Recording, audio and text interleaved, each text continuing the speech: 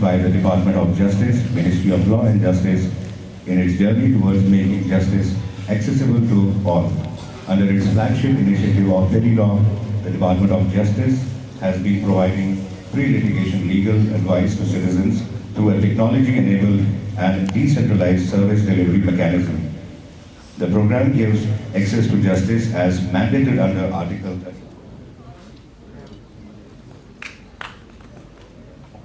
Audience आपकी खूबसूरत तालियां जोरदार शौकत अहमद भट्ट साहब न्याय सहायक और इनके बाद साइका परवीन मलिक न्याय सहायक उनके भाई मनारस हुसैन को गुजारिश करता हूं स्टेज पर उनके बिहाफ पे अवार्ड ले रहे हैं। Thank you so much. Next is Mohammad Ashraf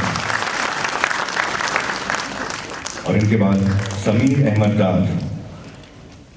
government of India and government of Jammu and Kashmir, यहाँ पे मौजूद मोअज़्ज़िज़ ख़वातीन और हज़रात, आप सबको मेरी तरफ से आदाब और अस्सलाम वालेकुम। मुल्क के आइन के तहत सबको इंसाफ हासिल करने का हक है, लेकिन उसके साथ साथ ये भी कहा जाता है justice delayed is justice denied. अगर इंसाफ मिलने में ज्यादा वक्त लगे तो वो ना मिलने के बराबर।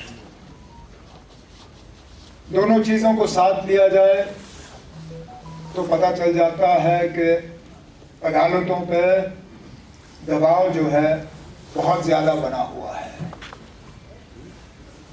नए मुकदमे आ जाते हैं, पुरानों को मुकम्मल नहीं किया जाता और कोर्ट्स में पेंडेंसी जो है वो बढ़ जाती है। इस बात के बावजूद कि हुकूमत के तरफ से, जुडिशरी के तरफ से, अदालतों के तरफ से मुकम्मल कोशिश की जाती है कि ये पेंडेंसी कम की जाए। कम करने के तरीके तीन ही हैं। जो केस आ जाते हैं उनको जल्दी से डिस्पोज किया जाए, जो विरासत में पेंडेंसी की केसेस हैं उनमें कमी लाई जाए।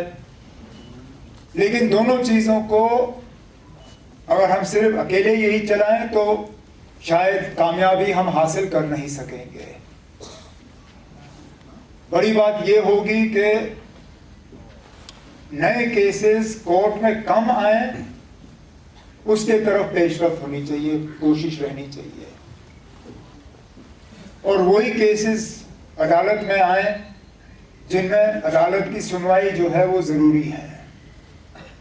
इस तीसरे में एक बहुत अहम रोल जो है वो टेली लॉ का बनता है, जहां पे पोटेंशियल लिटिगेंट्स को कानून समझाने के बाद, उनको अपने हक के बारे में बताने के बाद, उनको मीडिएशन के बारे में बताने के बाद, अगर मसले का हल अदालत में पहुंचने से पहले जो है वो निकाला जा सकता है तो खुद ब खुद अदालत पे दबाव जो है वो कम होगा। अब जो लोग शहर में रहते हैं उनके लिए वकील तक पहुंचना शायद इतना मुश्किल नहीं होगा। जो लोग देहात के इलाकों में रहते हैं, दूर दराज इलाकों में रहते हैं, उनको ना अपने हकूक के बारे में मालूम होता है, ना उन्हें वकील के बारे में कोई जानकारी। ऐसे हालात में जो दिशा के तहत टेली लॉ का इस्तेमाल करके लोगों को एक वकील के साथ जोड़ दिया जाता है, टेक्नोलॉजी का इस्तेमाल करके, इसकी कामयाबी आज कुछ वीडियोस के जरिए हमें बताया गया। अब अपने आप में ये वीडियोस देख के मुझे इस बात की अब इल्म है नहीं कि जम्मू कश्मीर में ये ठीक चल रहा है या नहीं चल रहा है, क्योंकि शुरू में तो 2 ज़िले थे, अब 20 ज़िले हैं, 4000 से ज़्यादा हमारे पंचायत जो हैं वो कवर हुए हैं, 7.5 लाख से ज़्यादा जो है एडवाइस दी गई। लेकिन ये 7.5 लाख मेरे लिए कोई खास मायने रखती नहीं है, क्योंकि मुझे ये नहीं मालूम कि ये 7.5 लाख कम है या ज़्यादा है। आबादी के लिहाज से क्या इसमें हम बेहतरी ला सकते हैं, या हम वहाँ तक पहुँच गए जहाँ इससे ज़्यादा हम कर नहीं सकते। और इसलिए इस वर्कशॉप का अपना एक मकसद है।